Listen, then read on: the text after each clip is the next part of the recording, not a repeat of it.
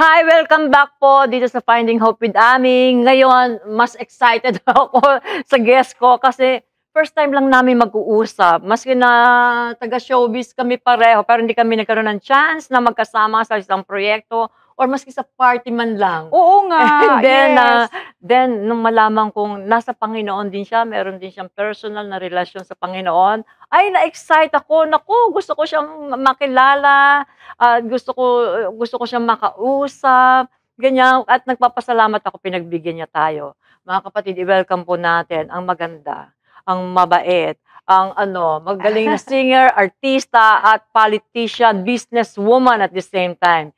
Si Miss Kring Kring dati. Pero Yes, Christina Kring pa rin, yun. Gonzales Romualdez. Oh my gosh, Amy, thank you so much. You know, it's an honor that I'm here with you. Alam mo naman, Amy, ikaw ang mga iniidolo namin, mga artista nung araw. Di ba? Ami Oo. Austria yan. Oo. Best At actress. naku, ang laking bata niya po sa akin, talaga.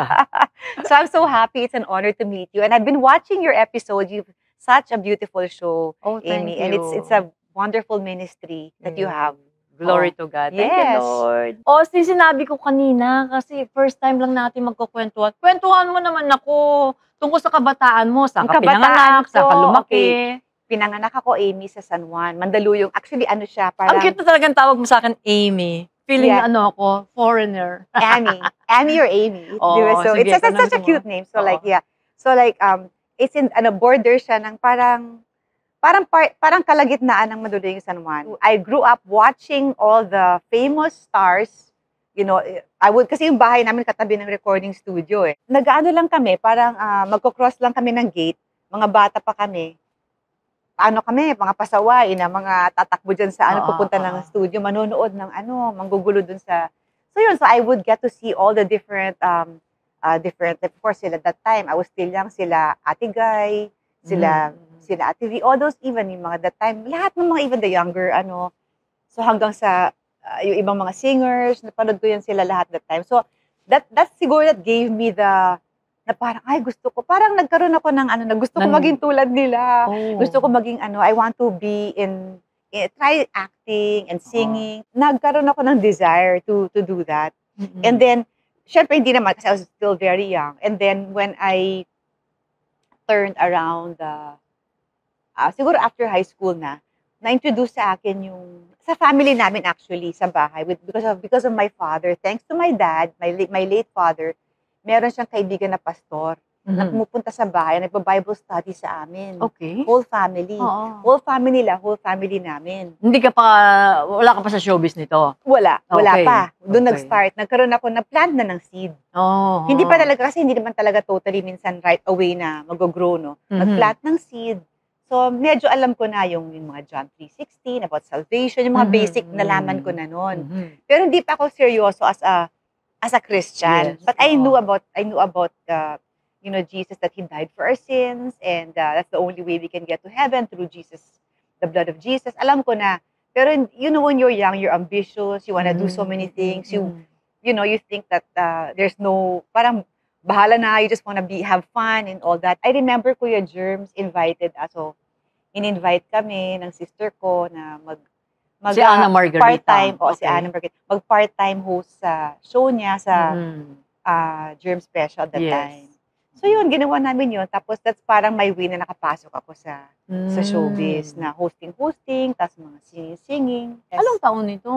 Anak ko, hindi ko na maalala yung year, pero that's around 80s yun eh. Okay. Oo. So, nagsinging-singing ka muna? Nagsinging-singing muna ako. Okay. Kasi nga may studio yung dad ko. So minsan, katuwaan, nagkakanta-kanta kami, nagre-recording ako. Magaling na singer ang daddy mo Yes, eh. so Tapos your yes. sister din. At Oo. ikaw. Yes, so Oo. parang katuwaan, tapos kinakanta-kanta namin doon kay Kuya Germs, ganyan, yung mga nire-recording namin. Doon ako nag-start.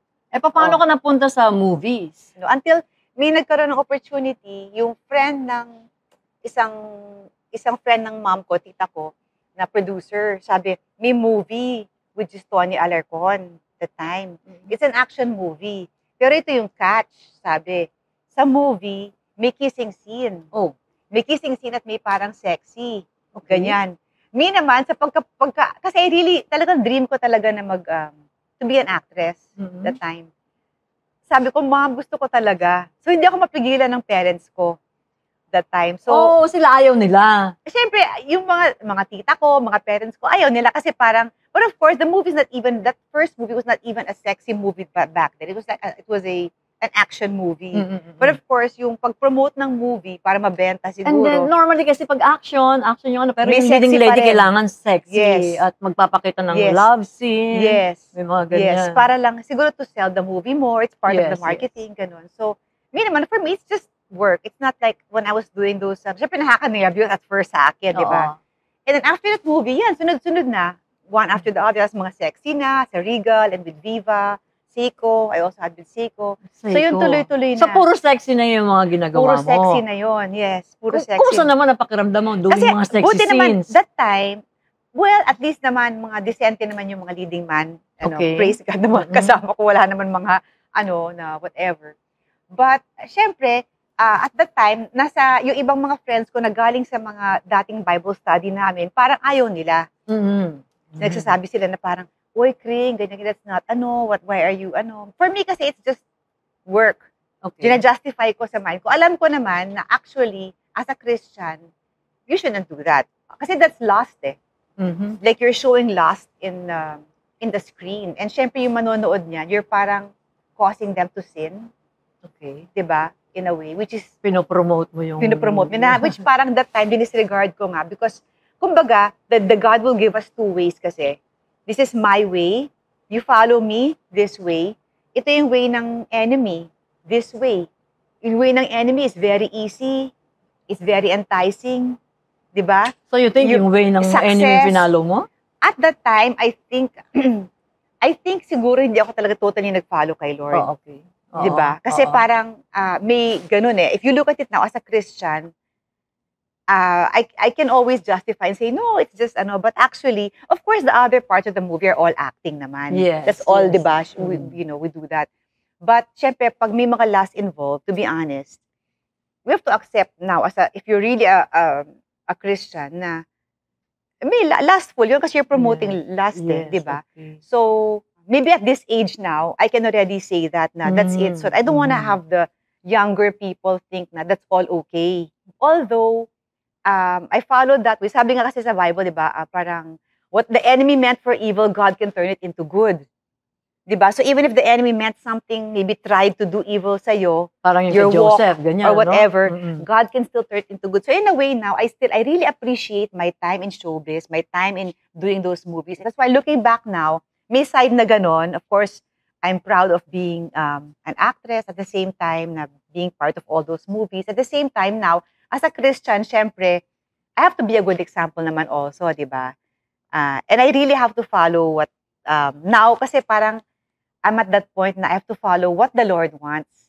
Kasi all of us, sometimes we follow what we want eh. Di ba? Yung ambition natin, yung what you view success is in the eyes of men. Di ba? Kasi sometimes we want to please men, we want to please ourselves, but I think the most important thing now, the stage in my life that I realize is really, what does God think of us? Not just what men think of, not what other men think of you and see you. We worry so much how people see us, our image, ganyan. But sometimes we don't really worry. How does God see us? What does He think of us? So, di ba? Yun ang mga realizations ko now at this stage in my life. Okay. Pero bago ka dumating dyan sa mga realizations na yan, ano yung, kailan ka natigil dun sa paggagawa ng mga sexy films na yan? At that time kasi, medyo palala na ng palala yung movies. At that time yung time namin, may time na medyo palala na. So I decided na parang, teka muna, stop muna ako, rest muna kaya ako. Kasi medyo, may isang movie na parang hindi ko na kayang gawin. Parang sobra na yung mga pinapagawa. Oo, so that time kasi medyo after our time, medyo may nauso yung mas daring. Yeah, mas daring. So, nag-rest muna ako. Okay. And then, that's the time na I had the chance, in-invite ako ulit sa church. Oo. So, doon, nagbalik church ako and everything. So, yun. Anong year yan? I'm not sure, mga 90s yun. Yung mga 90s na yun. So, in-invite ako and then nag-Bible study ulit ako. So, parang yung seed that was planted, na ano ulit, Nadiligan kumbaga ulit. nadiligan ulit para mag-grow na ulit, Oo. 'di ba? Nabuhay ulit. Oo. It's really, you really have to be kasi in the company of other Christians Importante yun, to ano? grow, 'di ba? Mm. You need to continually learn to go back and read the word, Mm. 'di ba? And the word of God, to eat the word, 'di ba? And all that. So parang unti-unting bumalik ako. So of course, hindi naman totally na gano'n. Siyempre gano'n. Minsan may time na pag nababusy ka, like I got into politics also because, 'di ba, in Tacloban. Paano ka napasok sa So medyo pag politics? because nga yung husband ko and my father-in-law were in politics. Kailan So ka kinasal? 1998. 1998, Yes. nag-asawa ka. Oo, I have 2 kids, Oo. 25 and 21. Oo. So yun, syempre sometime that time, I was a counselor for 3 terms and a mayor for 1 term. Because of busyness, sometimes, pwede rin yun. Sa pagka-busy mo, kasi Christian ka, busy ka, minsan nawawalan ka na ng time kay Lord. Ang mas naiisip mo yung trabaho mo. Which is, kailangan mabalance din natin pala. Oo. Na, di ba? Kasi, you can do it naman, pero in that time kasi parang sa sobrang pagka-busy, I still have my time, my prayer time with the Lord, pero parang I think I could have done more. Nung pumasok ka sa politics, paano yun? Kumusta yung Kristiyano ka, di ba? Na kay Lord ka.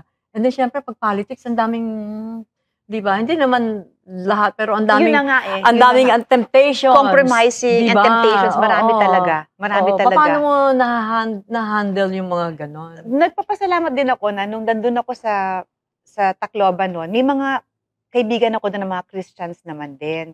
And may mga pastors din doon who would, some would spend time with me, tapos pray for me. May mga gano'n naman.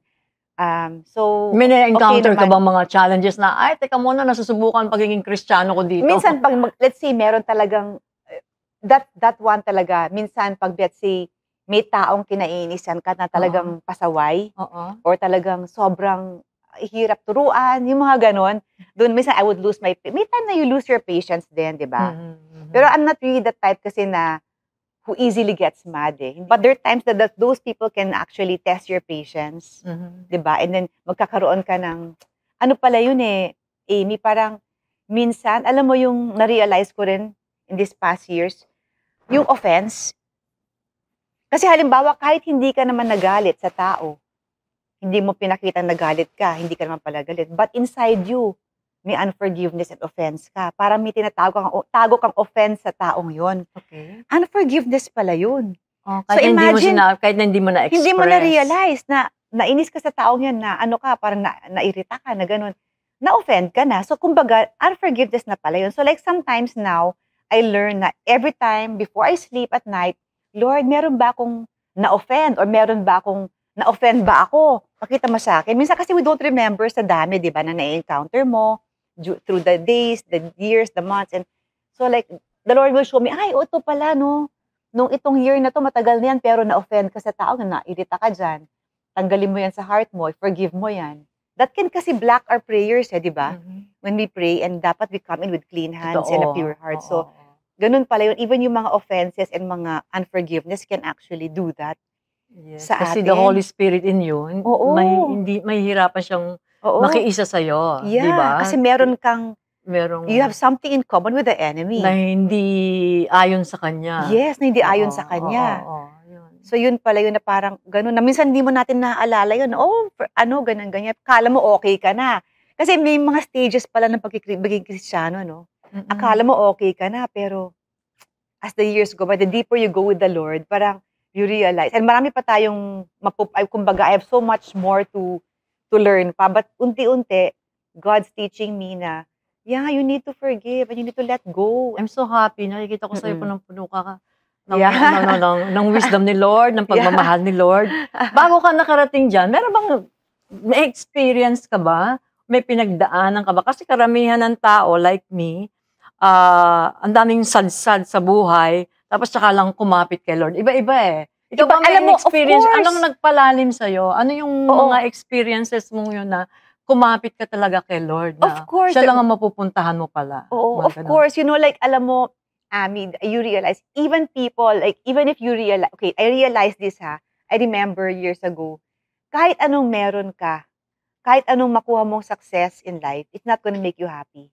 Kasi some people think na pag naging ganito na ako, naging politician ako, or naging mayor ako, naging governor ako, pag naabutan ko na yan, happy na ako. That's not true. Oo nga. The only thing that can really make you happy and fulfill you is having the Lord in the presence of God. And the Lord talaga na, we were made for that eh. We were created for that. It's the joy of the Lord that's like, whether you're happy or not that day, you have the peace and the joy of the Lord. Yun lang yung makakasatisfy sa atin. The joy of the Oo. Lord, Yes. di ba, is our strength. Is our strength. Yes. Ano Yes. yung iniyak mo kay Lord na pinakagrabe? Ay, syempre minsan yung pagpapalaki ng mga anak ko, ganyan, may mga struggles ako. But then, my kids naman are okay. O, ano yung mga tinuturo mo sa kanila? Ano yung mga tips mo sa kanila? Ano yung... Well, I'm still praying for them, my kids, that they would totally, of course, one day, totally realize na kailangan nila si Lord. I guide them, but I do not kumbaga, hard sell. I try to give an example of my life now. And that's the best. Yeah, that's the best. I love them, support them. Yes. And then pray for them, keep declaring the promises of God over their lives. Ayan, Ganun sige, naman ano natin, explain mo diba? nga yung declaring. Kasi yung mga declaring na yan, maraming, Yeah. di ba parents, naku, bobo ka, walang mangyayari sa'yo. Alam mo, naku, ganyan totoo ka. siguro yan, no, Amy, no? Parang yan. maraming mga kwento na nakikita natin na sabihin, ikaw talaga, may mga parents na, ikaw talaga, walang mangyayari sa'yo. Parang ganyan ka na lang, what are the words ng mga parang, walang kwenta Wala kang kang anak. kinabukasan. Walang kwenta kang anak. Ang nangyayari, parang dinideclare mo na ang future nila. Yes. Na talagang wala silang kinabukasan. You should declare, even if you see the enemy trying to pull them into negativity, you say, no, I know that the Lord has plans for you. For I know the plans I have for you, plans to prosper you, not to harm you, plans to give you a hope in the future. Siyempre, word pa rin yun. But you can just declare na, my child, I know you're blessed, you have gifts, you have talents, and, ganyan. And i-declare mo na maliit pa lang sila, sabi nila, i-declare mo yun sa mga anak mo na you are blessed, you are intelligent, you are talented, you are a good child, you are ganyan. Even if you don't see it, just believe it. Kasi by faith nga tayo, di ba? So if you don't see it now, di ba, faith doesn't mean naman you're gonna see it now. Faith is, spiritual yun eh. Yes. So by faith, tayo maniniwala na nangyayari na yun kahit hindi pa nangyayari. Okay. And then, just continue lang, ganon. There's power daw, di ba? Life and death are in the power of the tongue. So when we declare, not only sa kids natin, di ba? Even sa sarili natin, we declare blessing, I'm blessed. If it's not of the Lord, yes, it should be based on the Bible, di ba? So you're declaring it based on the Bible. Mag-iingat daw sa bawat salitang binibitiwan natin dahil kakainin natin ang bunga ng mga sinasabi natin. Yes, Kaya tama. yung dinedeclare natin dapat galing sa salita ng Diyos. Tama. Tanungin ko, idagdag natin to during nung time mo, di ko alam, nung counselor ka or nung I was a mayor ka. Counselor ako nung mayor ka. Ano yung mga miracles na ginawa ni Lord for you sa inaalagaan mong town or city? Actually, one thing I didn't mention earlier, which I really can never forget, and my kids will probably never forget, is nung Yolanda, nung tinamaan kami ng delubyo na Yolanda. Grabe yun. Na talagang na-cover ng tubig na maitim na galing sa dagat na tinatawag nilang tsunami. Pero it's a storm surge like tsunami. Talagang kinover yung buong syudad ng Tacloban. And kami noon, syempre that was around, that time na pumasok yung tubig, it was 7 in the morning. 7 a.m. noon.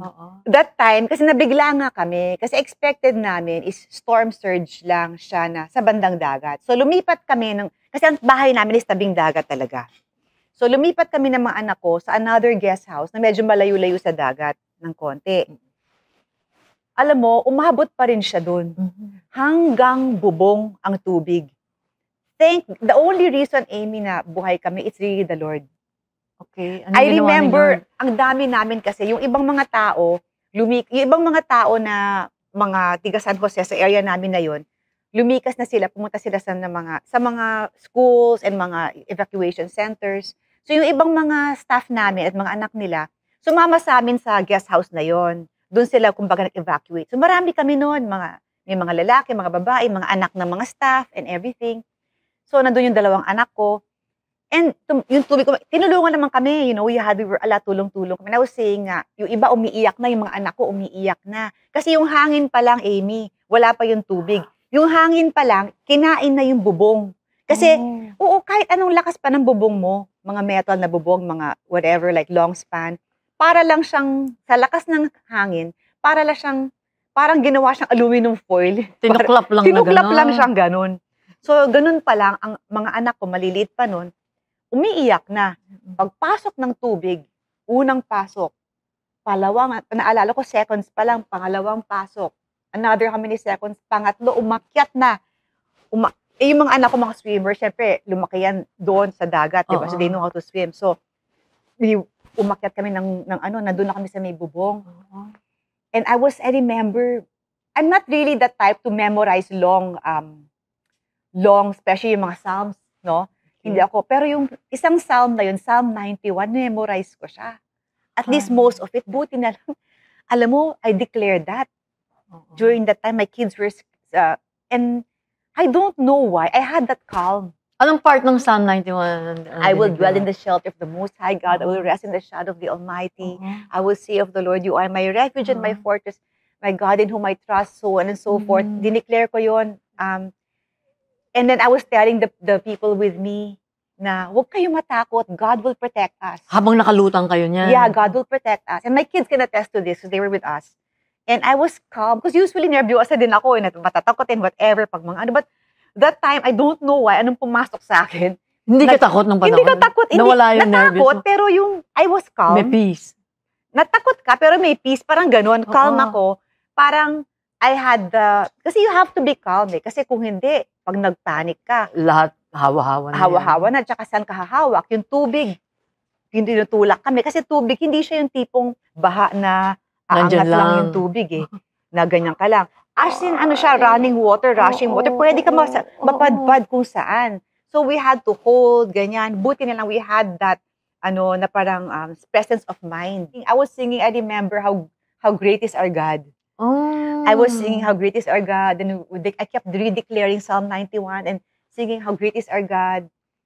And alam mo yun, and then no one was hurt in that whole sa amin. No one had, wala na kayo nandun sa alam mo, when you're there, tubig. wala na palang sense of, ilang hours yun, mga 2 to 3 hours bago siguro humupa yung, kasi pagpasok ng tsunami or storm like tsunami, siguro unti-unti siyang bababa. Ilang oras din yun. So, nasa bubong na kami. Sabi ko, pag umakyat pa to ng lampas ng bubong, wala na kaming hahawakan. Kasi nandun na kami sa may kisame, sa may trushes eh. Wala na ngang kisame, open na siya. So, sabi ko, pag lumampas pa to, wala na. Yung anak ko, inakyat na nga namin dun sa isang side na gano'n, yung youngest ko. So, when the water went down, and we realized, yung room na kung saan kami, kasi 6 rooms na, yung ibang room, nawasak na. Yung ibang house dito, nawasak na. Oh my God. Then yung mga cars, maraming cars na nakapark, yung mga cars na napadpad. Yung iba, yung room na kung saan kami, yung glass window, na medyo manipis siya, hindi siya Wow, hindi na break. Walang crack, wala. Tapos hindi nahulog yung walls. Nung nakita namin, Amy, di ba 6 rooms siya, yung isang side dito, na parang may mga trees, kasi sa may wall na siya, sa may street yung house na yon. So may mga trees, so the 6 coconut trees, naipit niya yung isang bubong sa dulo. 6 trees in one direction siya. Kasi usually pag medyo wind, magulo yung trees, di ba? So yung Psalm 91 kasi, di ba, the angels will, there's just a part that the angels will protect you and all that, take care of you. I really believe that God sent angels. Kasi parang tinapakan siya ng malaking paa. Na yung coconut trees, tinapakan yung roof. Sabi nung, yung contractor, after everything was done, nung nakita niya, alam mo, kung hindi to, para siyang in-stapler ng 6 na puno. Pag hindi yan nahulog yung mga puno dyan, in that direction na inipit yung roof, maglulusen na yung mga wall. Guguho na yan. Siyempre, sunod-sunod na hanggang nung saan kami sa dulong, maguguho lahat yan. Siyempre, pag gumuho yan, that's delikado. Kaya na-hold yung wall, na proteksyonan kayo. Yes. Ang galing ni Lord talaga. Amazing. With just declaring Psalm 91, yes. And then, grabe, iiyak na ako, umiyak. But God is so good talaga. And we're alive. We're only alive now because of the Lord talaga, protecting us. So do you think it is Yes. very important to memorize scriptures? If you Word of can, write them on the tablet of your heart, diba? And try to keep them. Of course, it's hard to memorize all. But as much as we can, we meditate on that daily. What we can meditate or have like notes in your phone, diba? In your, like now we have all the technology, we can naman put that in. Yes. And Oo. talagang, it was really important, I guess, that I was declaring. I'm sure he'll still protect us even if I didn't declare that. But it was really good that I had that, I knew that psalm, no? Kasi yun yung nakakapagpa-calm sa'yo eh. And the Yeah. more na, kahit na sa ganung sitwasyon, Yeah. na pag nagde-declare ka, yung faith mo. Yes. Nagulat Di nga ba? ako, Ami. Hindi ko akalain na calm ako. Kasi yung anak ko, nagkwento siya sa mga cousins namin and mga titas niya. You know, my mom, sabi ng anak ko, my mom was calm. Sabi ko, was I really calm? Proud na proud ng anak mo sa'yo. Yeah. Kasi usually, hindi naman ako ganyan ka-calm in every Oo. situation. But I guess the Lord, it was the Holy Spirit. It wasn't me na, di ba, who really, Amen. yeah, Yes. took over. Oo. Siya talaga. Yes. And I think, tama ka, importante talaga. Kasi ako din, ko yan, favorite ko yan, Psalm 91. O pag kami nangyayaring, na-anxiety ako during that time, nung Yes. nung pandemic. Yeah. So, kailangan may dala akong, Yes. kopyahin ko, tapos nararamdaman ko, hindi ako makahinga, ganyan. Yes. Kung minsan, syempre, hindi mo mandala yung Bible, o hindi mo Oo. mandala yung cellphone, ay, kailangan. Yeah, paano kung mawala na yung technology, Wala no? na. So, kailangan nasa utak Kailangan mo. meron pa rin talaga tayong book, yung talagang binabasa. Kasi kung mag-down lahat yon, we never know, di ba? Importante. Meron tayo, yeah. Oo. Mm-mm. So, after ng syempre, pagka ganyan, yan, tulad nung politician ka, syempre, importante din, ikaw yung nagiging parang light and salt, di ba, of the world na, na yun Yeah. Naiyak lalo na artista tayo, di ba? Yeah, Yung so, maging, ikaw yung, we are the only, Bible na pwedeng makita ng mga taong hindi Yes. nakakilala sa Panginoon or walang personal we na. are His hands and His feet. Yes. And How diba, do you do that? Ano yung paano mo ginagawa yon? Yeah, so I try, it's everything is a stage. I really believe that as a Christian, we go through different seasons and we go through different levels. At that time, siguro, maybe mas mature na rin ako now compared to that time. But at that time, meron akong I was lucky to have people around me who pray for me and pray with me and have Bible study. So, I try, as much as possible, I try to be a light. Diba? To be kind to whoever I can be kind to be, you show that they see Jesus in you kahit papano. Kasi you represent Lord Jesus, Yes, no? Dapat tama yung pag-represent natin sa Kanya. Yes. Kundi, minsan naman may time hindi tayo perfect, di ba? May time na we can also fall short. Pero as much as possible, di ba? Lord help. Hindi pala. Yes. Oo nga, help talaga. Without Him talaga, we can't naman be good. Di ba? It's really only because of Him. Di ba? May mga ka ba? Napansin ko yung mga tao mo dito, sabi mo lahat sila Christians. Well, during that time, sa nagpapa-Bible study ka yeah, ba? meron na rin kami. Meron kami doon sa City Hall, may Bible study. May mga Christians din naman doon. And then, here in Manila, yung most of my staff are Christians. In sa business ko, sa Patio Victoria, nagba-Bible study din. Bago tayo tanong natin, ano yung ma-advise mo sa mga tao para maging maayos, na maging smooth, na maging matiwasay, ang buhay nila o doon sa may mga pinagdadaanan din sa buhay nila o sa mga situations na ngayon din nila alam kung anong gagawin nila. So lahat tayo dumaan sa ganyan. I mean, all of us have gone through things that talagang naging sad tayo and don't think na my life is all hindi kasi 'di ba dumaan din ako, nag-artista ako, mga sexy and all that, and may time na I feel sad and depressed also. May mga ganyan noon. So all of us may kanya-kanyang mga struggles. No one has a perfect life. Remember that. Don't compare yourself. Kasi especially now sa social media, in this time of social media, you tend to compare. Bakit sila may ganun? Bakit siya may ganyan? Especially sa mga people na mga kabataan, huwag niyo i-compare. Don't even believe everything you see in social media because not everything is truth. Diba?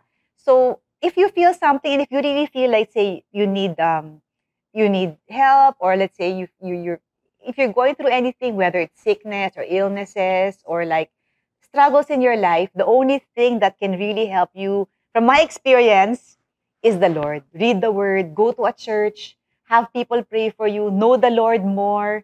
If you're going to watch social media, watch Christian social media. That's the best thing. Yan nafe-feel mo sa mind mo. Kasi if you fill your mind with worldly things on social media, that's gonna affect you your day-to-day walk. So kailangan if yung mahilig ka manood ng Netflix, bawasan mo muna yung Netflix. Watch na lang mga YouTube, yung mga Christian na mga Christian topics and Christian shows better. Watch Amy, Finding Hope with Amy. Wow, thank you. And others, mga ganyan. And I think it's the only best thing I can say na it's really the Lord. I don't wanna sound cliche or I don't wanna sound na parang